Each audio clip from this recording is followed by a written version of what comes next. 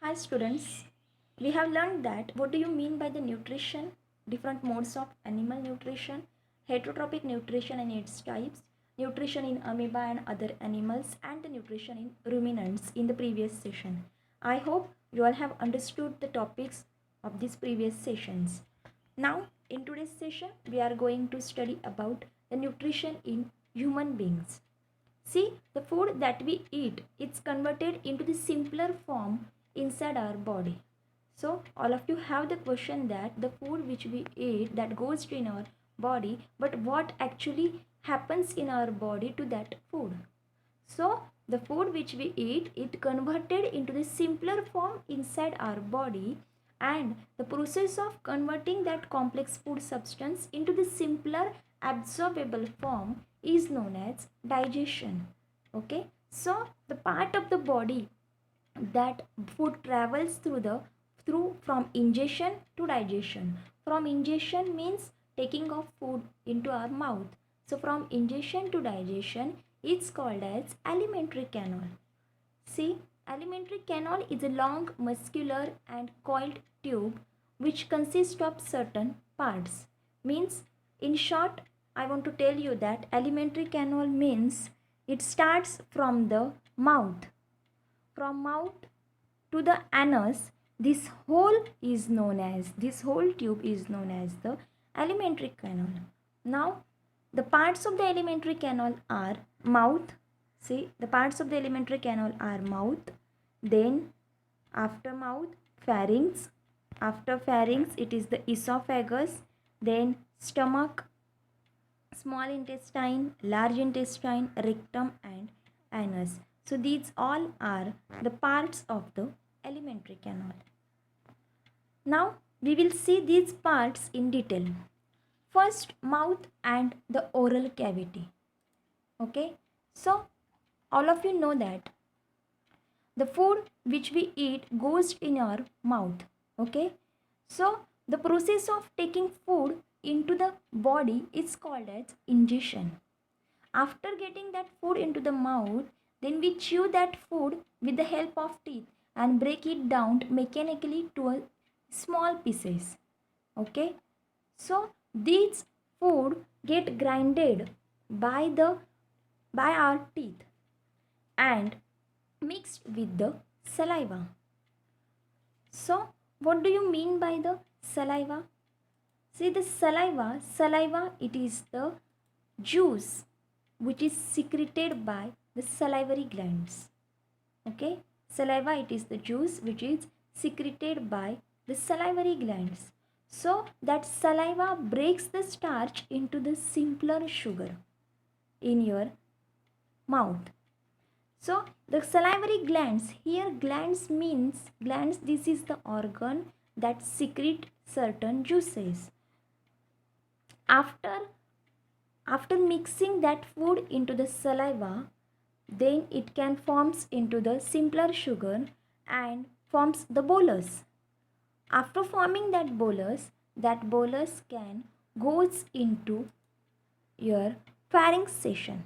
Okay, the pharynx or the throat helps in sliding down the food inside the body. See, once the food is chewed, the tongue, that is a muscular organ, helps in pushing down the food into our mouth. Okay, so the food mixed with saliva is pushed down to the throat by the tongue, and then the pharynx, that part is occur in this backside of your mouth. So what do you mean by the pharynx? Pharynx, it is the part where the air pipe, that is the windpipe and food pipe are open. That is, it is the common passage for the food pipe and windpipe. Windpipe means the esophagus. Okay. So what is the function of windpipe? Through that pipe we can inhale the air, that is oxygen. Okay, and food pipe, through that food pipe the food which we eat goes in our body. So these two pipes are opens in the pharynx. Okay, so when we eat the food and after the mastication with the saliva, that food goes it goes down to the is to the stomach, but before going to stomach, it can pass the passage that is the pharynx. So when the food is goes through that pharynx part, that is through the food pipe, at that time there is one organ is there, that is the lid like organ, muscular organ, lid like structure is there. That lid is known as epiglottis. Okay, that epiglottis can cover the windpipe so that food can easily goes to the food pipe.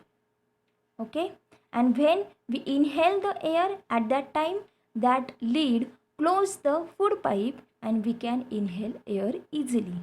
So this is the common passage, that is the pharynx. Okay, after the pharynx the food will goes into your esophagus. Now in the esophagus digestion is not occur. Okay, so it helps the food to reach the esophagus, but in esophagus digestion is not occur. It is the food pipe. Okay, so it will push that food into your stomach by the movement of peristalsis. Afterwards, whenever that food goes into your stomach, see first the structure of stomach. What happens in the stomach? See, in the stomach, that food is digested. But before going to study about the digestion in the stomach, first, where the stomach actually lies, this you have to know that. See, stomach lies on the left side of the abdomen. It has a sac-like or the J shape. Okay, it is J shape. It is sac-like organ connected to the esophagus, and esophagus from the anterior side, and small intestine from the posterior side. Okay, so stomach can secretes the acids. That acid is known as hydrochloric acid.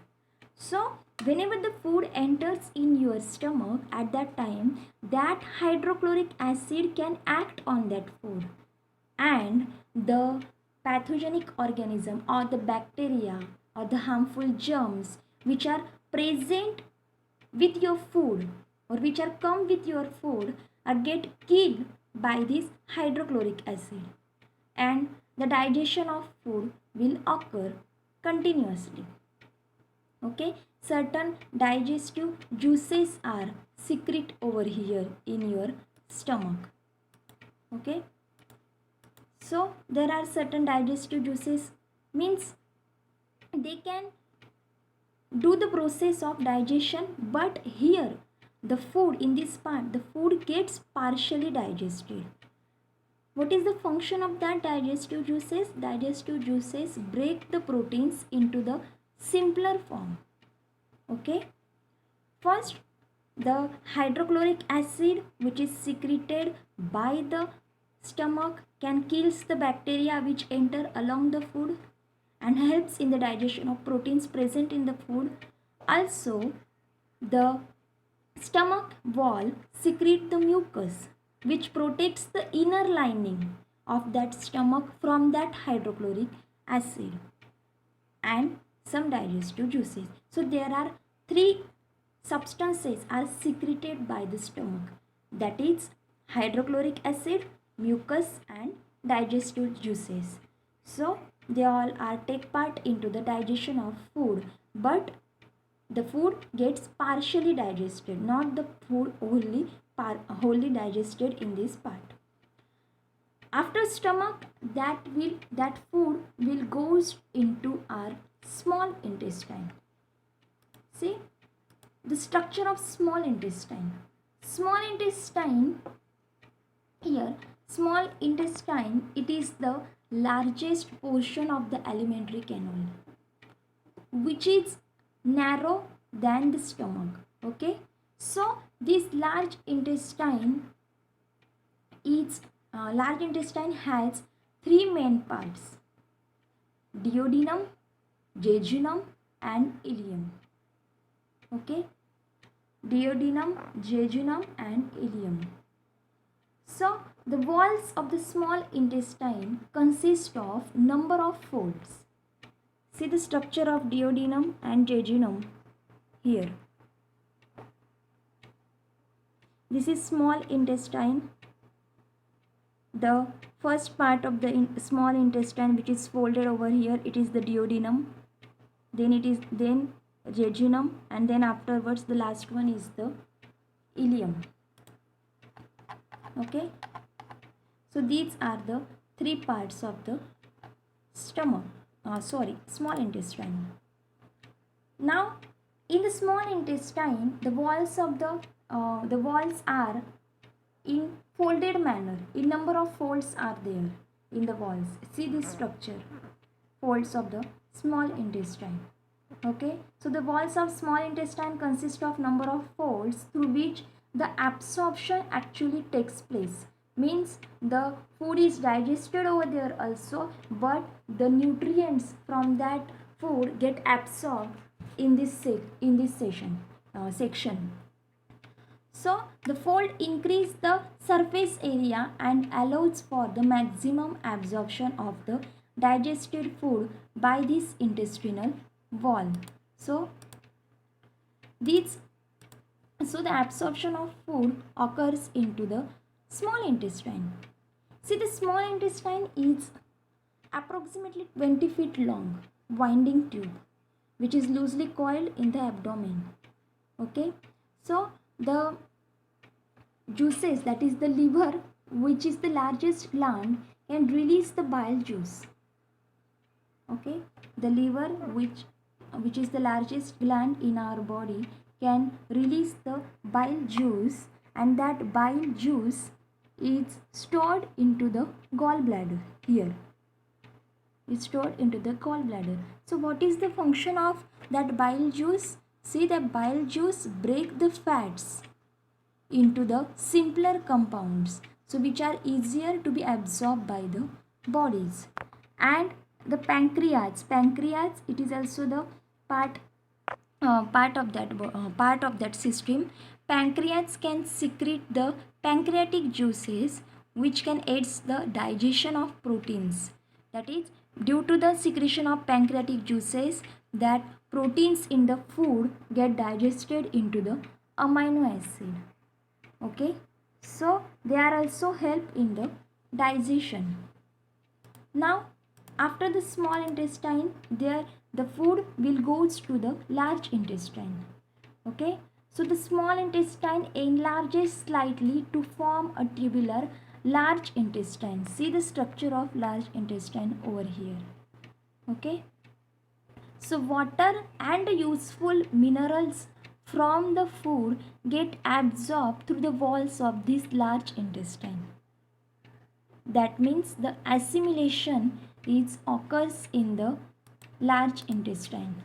What is assimilation? The food and the nutrient that are absorbed in the blood are transported to the other part of the body through the process is called as assimilation.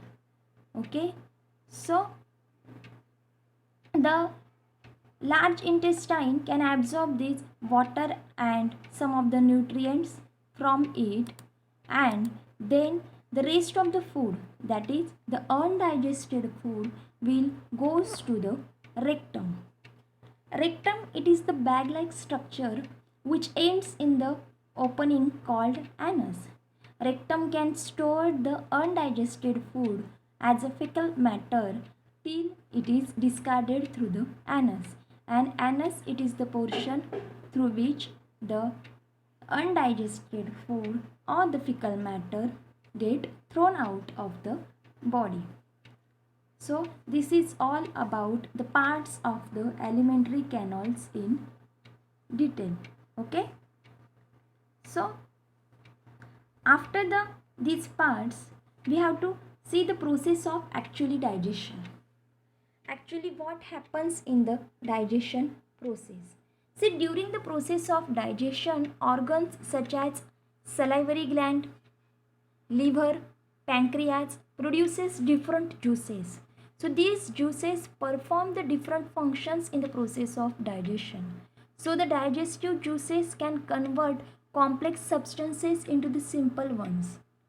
Okay, so what are these? See, the salivary gland produces the enzymes which can break down the starch into the smaller molecules, and that saliva also help to kill the harmful bacteria into the food.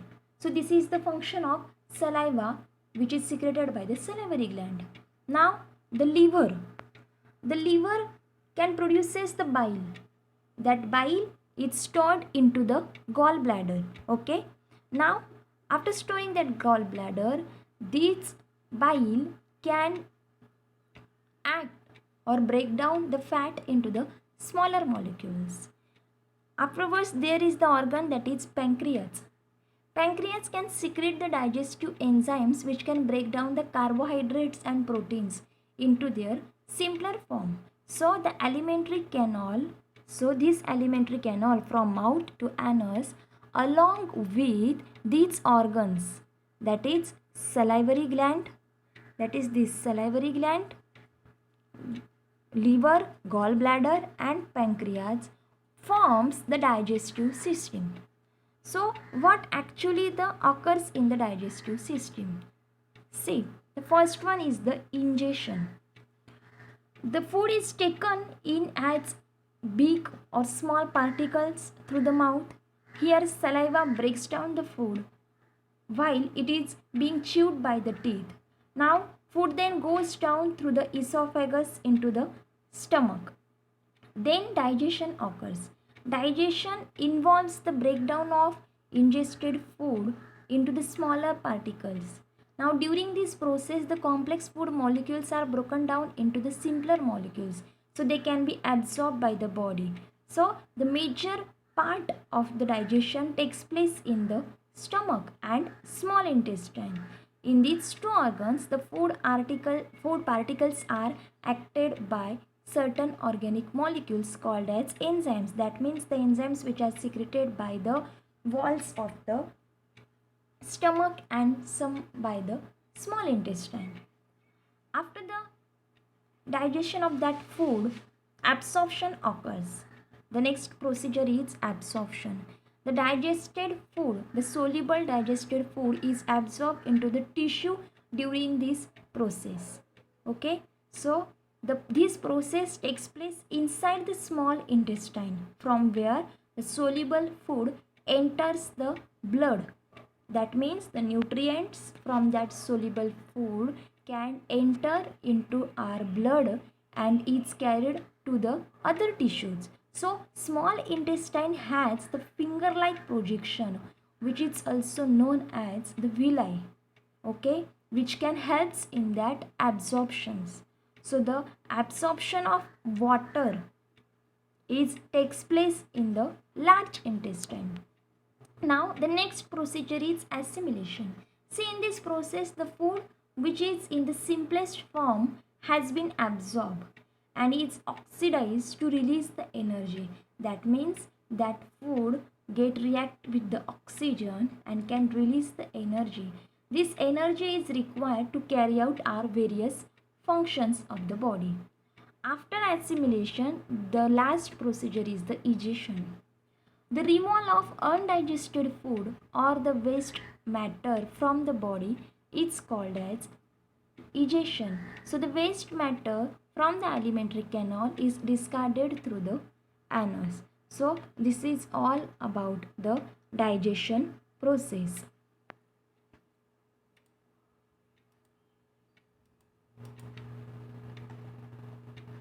Now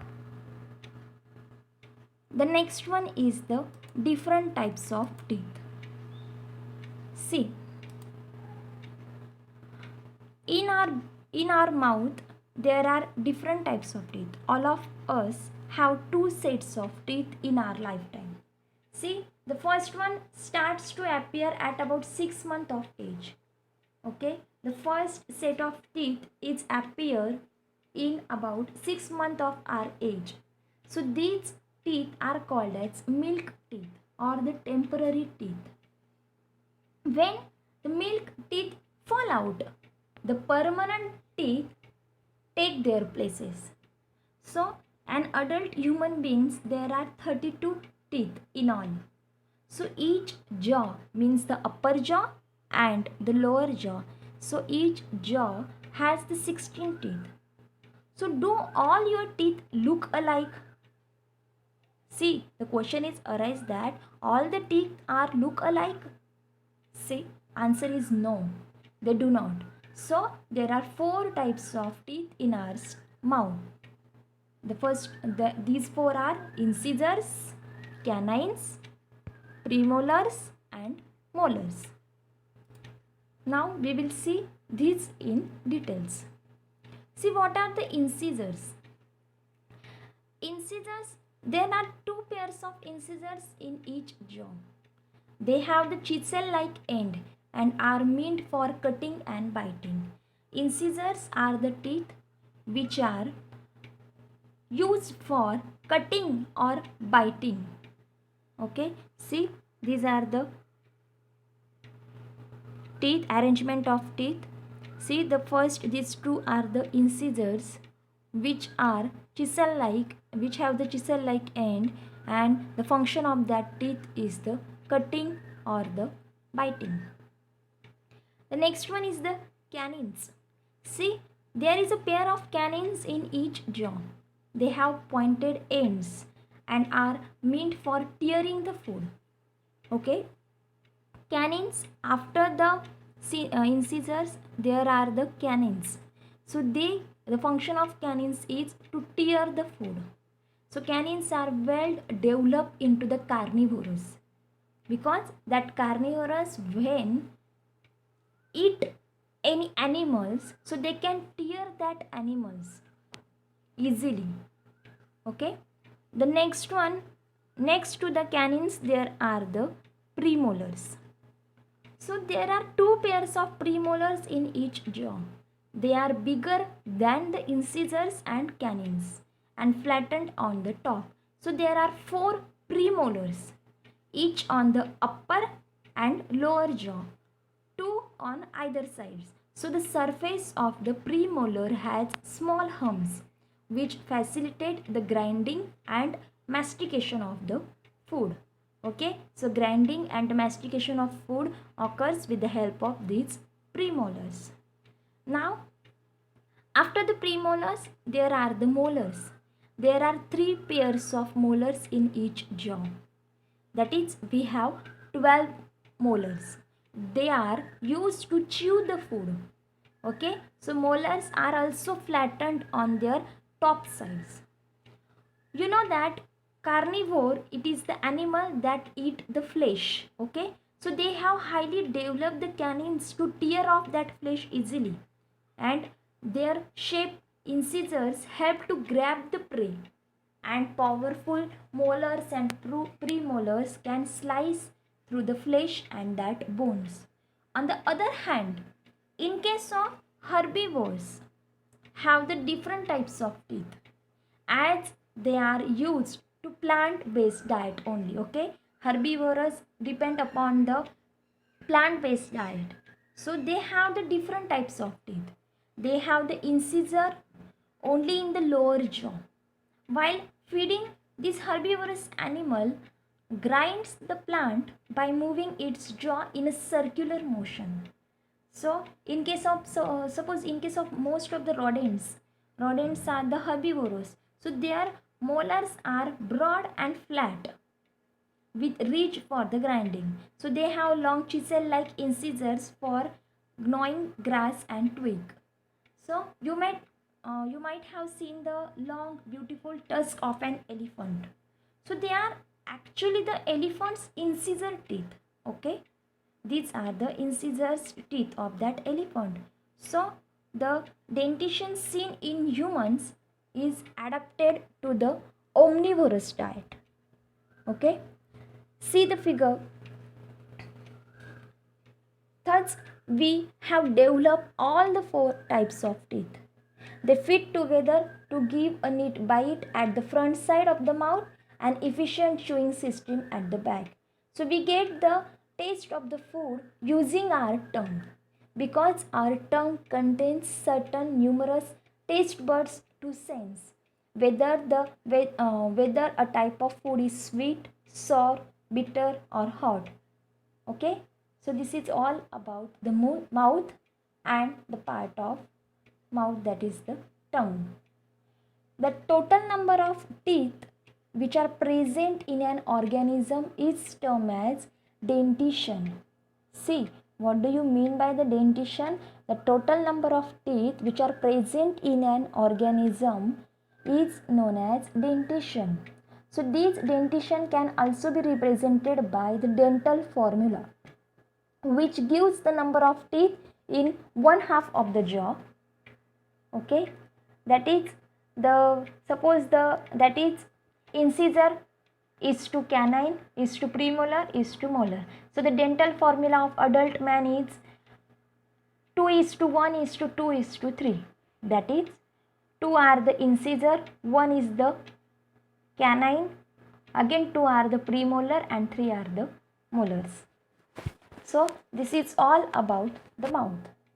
In this way, this chapter is also over. Thank you.